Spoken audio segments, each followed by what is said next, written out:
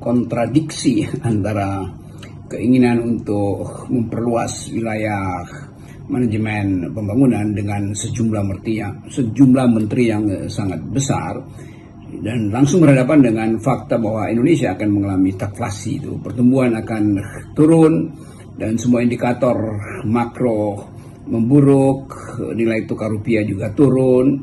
Jadi hal yang sudah bisa dibayangkan bahwa permintaan anggaran itu pasti akan sangat sulit untuk diwujudkan. Semua analis saya baca dari UI, Brawijaya, semua menunjukkan bahwa ekonomi Indonesia itu akan buruk, bahkan di triwulan kedua tahun depan udah buruk. Soal yang menyangkut ketersediaan anggaran untuk membiayai pembangunan. Jadi kalau ada permintaan yang bahkan sangat fantastis, itu kelihatannya akan jadi problem politik pada akhirnya tuh.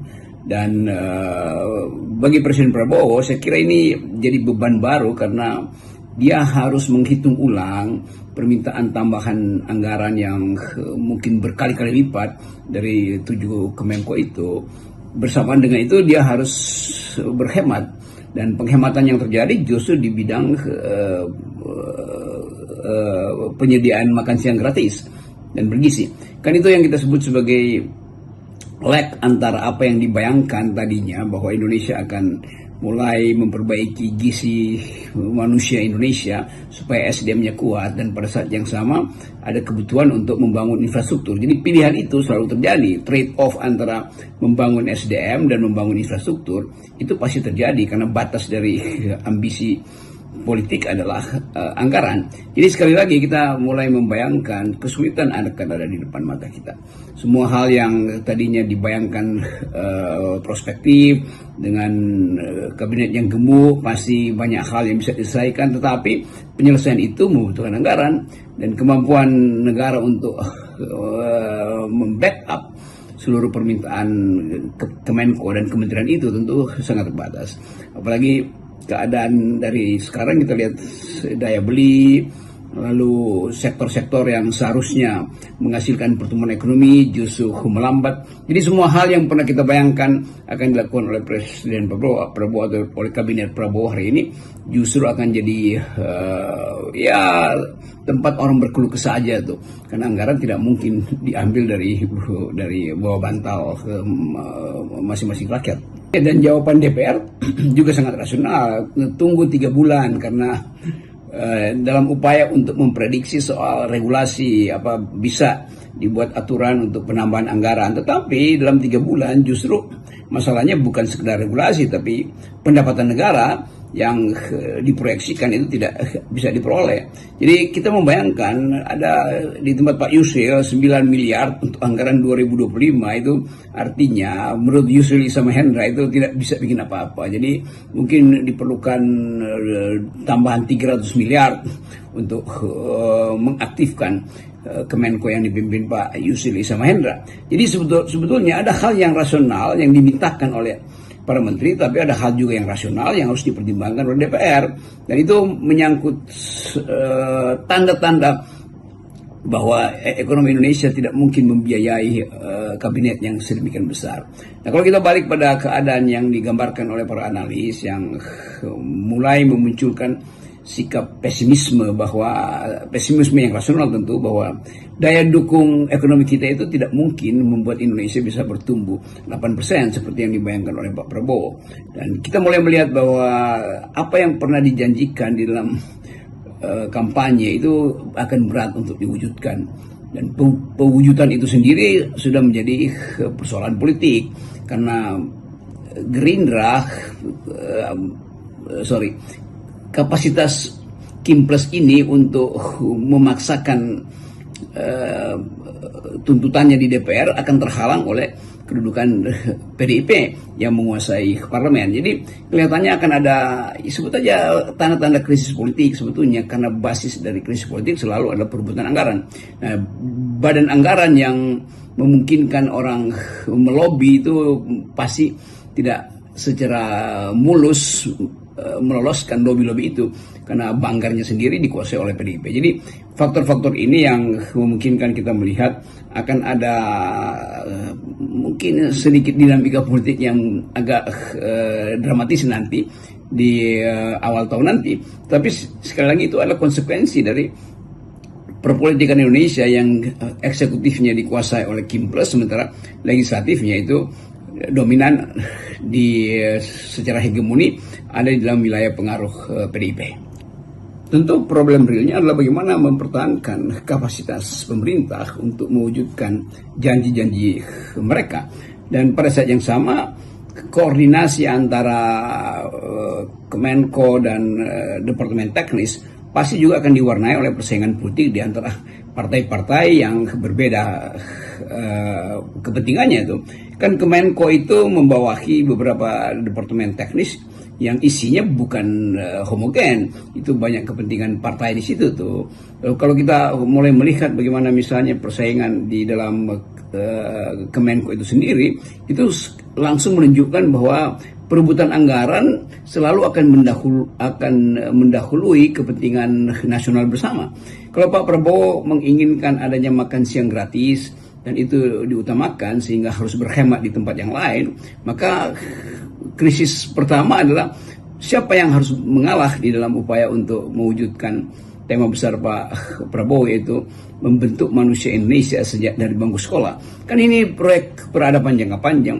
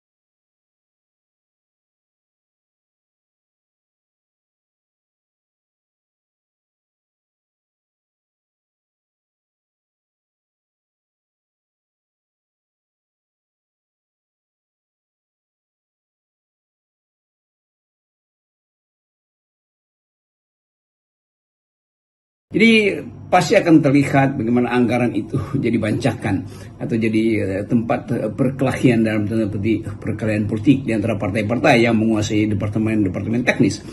Nah, kita mau lihat juga ketegangan di dalam politik kita karena orang mulai memperhatikan bagaimana wakil presiden itu memanfaatkan momentumnya untuk kepentingan dia sendiri itu, dan soal bagi-bagi goodie bag, upaya untuk selalu ada di depan kamera tanpa kemampuan untuk menghitung bagaimana menyelesaikan ketegangan-ketegangan politik tersisa dari Pilpres kemarin yang akan bertemu dengan kesulitan ekonomi di semester pertama tahun 2025. Jadi kelihatannya beban Pak Prabowo akan berlapis. Beban ekonomi, lalu ada beban legitimasi dengan kedudukan Gibran yang masih terus dipersoalkan.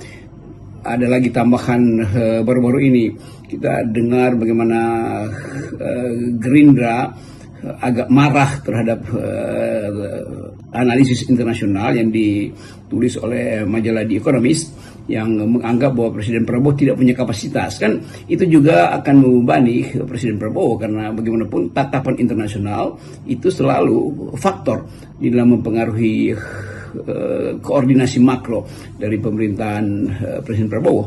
Soal anggaran ini saya kira jadi makin serius ya kalau kita kaitkan dengan pertikaian politik di level daerah sebagai hasil dari konfigurasi politik pasca pilkada. Karena ternyata PDIP ini walaupun sudah dikencet, dikucilkan, tapi di pilkada kemarin masih cukup banyak ini para kader-kadernya yang memenangkan pilkada. Kita lihat juga bahwa kehidupan politik kita akan mengalami fluktuasi yang agak bergoncang karena hasil pilkada nanti juga akan jadi faktor untuk melihat bagaimana komposisi kepartaian, terutama pengaruh partai di daerah yang kelihatannya juga masih dikuasai oleh PDIP. Jadi kekuatan PDIP akan jadi faktor di dalam dua hal. Pertama untuk stabilitas politik dan kedua untuk meloloskan anggaran yang diminta oleh kementerian. Jadi poin-poin yang hendak dipertaruhkan di semester awal 2025 itu sekaligus akan memusingkan Presiden Prabowo. Apalagi tuntutan internasional sehingga memungkinkan stabilitas politik di dalam negeri tidak dipengaruhi oleh kecerewetan internasional. Sebut aja kecerewetan. Karena Indonesia di dalam proses memperlihatkan postur baru ke dunia internasional justru memperoleh sinisisme yang kuat dari dunia internasional dalam soal kepercayaan bahwa apakah benar Prabowo mampu untuk membuktikan kata-katanya itu yang disindir oleh The Economist. Apakah Indonesia nanti betul-betul hanya ingin bergabung dengan negara-negara selatan, Global South, dan memastikan bahwa BRICS akan jadi semacam penopang ekonomi Indonesia. Kan semua itu ada di dalam tanda tanya hari-hari ini. Dan saya kira bahwa Presiden Prabowo pulang ke Indonesia dan harus menghadapi problem itu, sementara legitimasi beliau juga di dalam soal Pilpres kemarin, terutama faktor Gibran itu tetap jadi olok-olok dari netizen. Jadi soal psikologi kepemimpinan ini yang mungkin akan jadi hitungan baru, apakah kabinet ini akan mampu untuk mengatasi tekanan-tekanan psikologi atau psikososial dari masyarakat dalam negeri juga masyarakat internasional. Nah, kemungkinan ini yang akan jadi taruhan para analis bahwa mungkin reshuffle harus dilakukan secepatnya. Mungkin hal-hal yang menyangkut kepastian bahwa Prabowo akan berbeda paradigma dengan Jokowi harus diucapkan lebih awal supaya ada ketegasan bahwa pemerintahan Prabowo itu bukan kelanjutan dari pemerintahan Presiden Jokowi yang meninggalkan banyak bolong di APBD, di APBN, dan dalam soal kerukunan antar warga negara. Jadi semua hal yang merupakan limpahan dari proses pemilihan 2024 kemarin itu akan jadi problem baru ketika